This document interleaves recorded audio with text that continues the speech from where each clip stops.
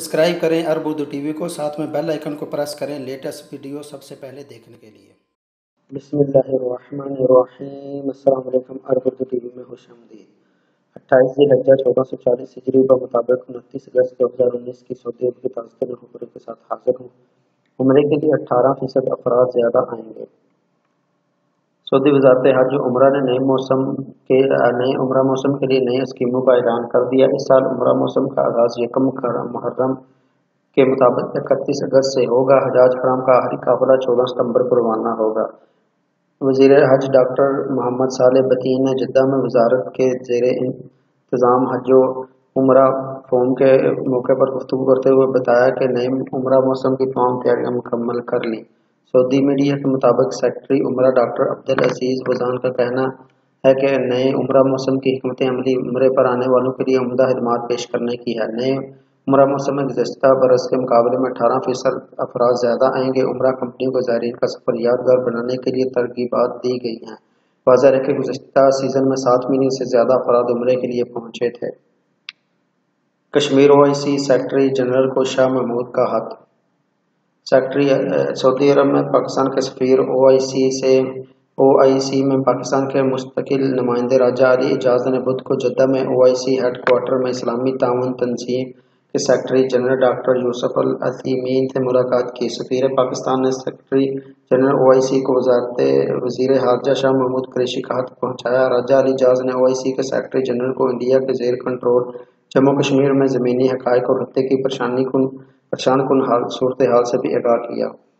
Secretary general ने जम्मू कश्मीर के मामले पर ओआईसी के असूली मौक़िफ़ का अहाता किया। पाकिस्तान और कश्मीरियों को मुकम्मल हमायत का यकीन दिलाया। सफ़ीर पाकिस्तान ने भी भरपूर हमायत और जम्मू कश्मीर के मामले को उजागर करने पर ओआईसी के सेक्रेटरी जनरल का शुक्रिया अदा किया। दरीं अतना सऊदी अरब वज़ीर दाखिला शहज़ादा अब्दुल अज़ीज़ बिन सऊद बिन नाइफ से बुध को सऊदी अरब में मुतय्यन सफ़ीर राजा अली एजाज ने मुलाकात की। बाहमी दिलचस्पी के अमूर पर तबादला ख्याल किया। सऊदी खबर इदारे एसपीए के मुताबिक इस मौके पर नायब वज़ीर दाखिला भी मौजूद थे। गैर मुल्कों को लूटने वाला सऊदी डाकुओं का गिरोह गिरफ्तार। सऊदी अरब में मशरकी रीजन के पुलिस तर्जमान के मुताबिक गैर मुल्की कारकुनान को लूटने वाला सऊदी गिरोह गिरफ्तार कर लिया गया। यह गिरोह 3 शहरों पर मुश्तमिल था। निकाब पहनकर कार्रवाइयाँ कर रहा था। ज़हनी चोरी और घरों में घुसकर गैर मुल्की मुलाज़िमों के खिलाफ वारदातों में सरगर्म था। अखबार 24 के मुताबिक सऊदी शहरों ने दमाम, अल हबर और ज़हरान शहरों में 5 गाड़ियाँ चोरी की, जबकि तजारती मराकज़ पर हमले करके सामान और नकदी छीन कर फरार हो गए थे। घरेलू मुलाजमत।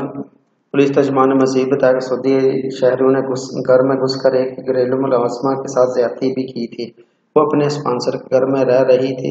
पुलिस ने राहज़नों के कब्जे से पिस्तौल, नकाब और दीगर अशिया बरामद कर ली। पुलिस तर्जमान ने सबक को बताया कि सऊदी डाकुओं की उम्र 3 से 40 बरस के दरमियान है। इन्होंने 6 वारदातें, 4 गाड़ियाँ चोरी करने के 5 वाक़यात का एतराफ़ कर लिया है। मशरकी रीजन पुलिस ने मुकीम गैर मुल्कियों और सऊदी शहरियों को इत्मीनान दिलाया कि वो इस तरह के वाक़यात से किसी भी शक्ल में खौफज़दा न हो। पुलिस चौकस है। जो शख्स भी वो मुल्की हो या गैर मुल्की, कानून अपने हाथ में लेगा, इसे अपने किए का खमियाजा भुगतना पड़ेगा। माशरे में अमन और सलामती से खेलने वालों को किसी भी शक्ल में बर्दाश्त नहीं किया जाएगा। सऊदियों ने बरतानिया की सेहत पर कई मिलियन रियाल खर्च किए। बरतानिया के सियाती इदारे के जारी एदाद-ओ-शुमार के मुताबिक सेहत के लिए बरतानिया आने वाले सऊदी शहरों ने 3 माह के दौरान 445 मिलियन रियाल खर्च किए। फी सऊदी 21,000 रियाल का तनासब बनता है। अहल वतन अखबार के मुताबिक 2019 की पहली छमाही के दौरान सऊदी अरब से आने वाले 23,769 सयाह बरतानिया पहुंचे। ज़्यादातर फ़ज़ाई रास्ते से बरतानिया के आने के असबाब तातीलात, तिजारत, तालीम और मुख्तलिफ अमूर थे। साल रवां की पहली छमाही के दौरान 7,366 सऊदी ख़वातीन बरतानिया की सयाहत पर पहुंची। इन्होंने 24.9 million sterling pound 114 million riyal खर्च किए। इनमें 16 से 65 बरस तक की लड़कियां और ख़वातीन शामिल थीं। एदाद-ओ-शुमार में यह भी बताया गया कि साल रवां की पहली छमाही के दौरान सऊदियों ने बरतानिया में मजमूई तौर पर 3,52,257 रातें गुजारी। बरतानिया जाने वाली सऊदी ख़वातीन की तादाद में इजाफा। बरतानिया हुकूमत सेहत का कहना है कि 2018 की पहली छमाही के मुकाबले में बरतानिया की सयाहत पर आने वाली ख़वातीन की तादाद में 76.6% का इजाफा रिकॉर्ड किया गया। सऊदी सयाह ख़वातीन ने गुज़श्ता साल के मुकाबले में 62.8% ज़्यादा خرچ کیے اور 224.9% راتیں زیادہ گزاری۔ برطانوی محکمہ صحت نے انکشاف کیا کہ 2018 کی پہلی سہ ماہی کے مقابلے میں 2019 کی پہلی سہ ماہی کے دوران سعودی مرد سیاحوں کی تعداد خرچات اور برطانیہ میں گزاری جانے والی راتوں کی تعداد میں کمی واقع ہوئی ہے۔ 2018 کے مقابلے میں تعداد کے لحاظ سے 34.7% کی کمی ریکارڈ کی گئی ہے۔ اخراجات میں 20.6% کمی اور راتیں گزارنے کے حوالے سے 56.6% کمی واقع ہوئی ہے۔ گھریلو ڈرائیوروں کی طلب میں کمی یا اضافہ۔ سعودی حکومت نے خواتین کو ڈرائیونگ کی اجازت دے دی تو مملکت سمیت دنیا بھر میں یہ خدشات پھیل گئے تھے کہ آئندہ سعودی عرب سے غیر ملکی نجی ڈرائیوروں کا روزگار اٹھ گیا ہے۔ بہت بڑا حلقہ یہ کہنے لگا تھا کہ بہت جلد غیر ملکی ڈرائیوروں کی چھٹی ہو جائے گی، اگر چھٹی نہ ہوئی تو ان کی تعداد بہت کم ہو جائے گی۔ البتہ اخبار کے مطابق سعودی وزارت محنت اور سماجی بہبود نے گھریلو ڈرائیوروں کے حوالے سے جو اعداد و شمار جاری کیے ہیں ان سے یہ خدشات غلط ثابت ہو گئے، کمی کے بجائے اضافہ ہوا ہے۔